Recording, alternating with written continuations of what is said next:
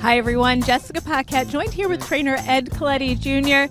Now you've been a mainstay here at Parks for as long as I can remember. What brought you into horse racing? Well, a third generation trainer. My grandfather started training in New England. My dad came back this way in like 1974. And then he was up and down the East Coast. I went to him with him in Florida and came back here like around 1994. And what made you want to carry on the family tradition? Did you always want to train horses? Actually, I went to college for about a year and a half, hated pretty much every day of it. I was always here at the races with my father helping him and everything. Woke up one morning, went to the farm with him in Ocala when he bought his farm. Really hated that. So we came back to the racetrack and here I am. Now, what are some lessons that you've learned from your father and your grandfather that you take into your own training philosophies? You know what, I realized that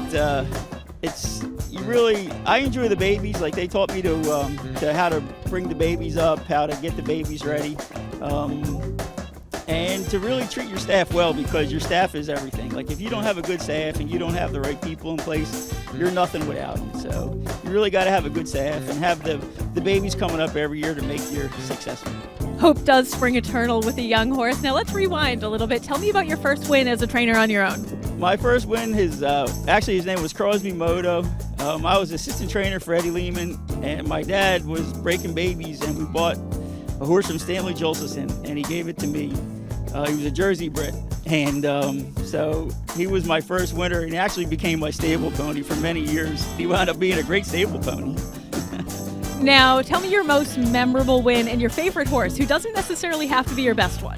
My most memorable win was the Grade 3, the victory ride with Dixie Serenade. That was amazing. That was probably still my best victory. But my favorite horse is Wait For It. He was just the coolest horse. I mean, no matter what distance, what level you put him in, he gave it to you. He was, every day he'd come out here and just do his thing, and nothing bothered him. And he retired sound and happy, and he still is. So.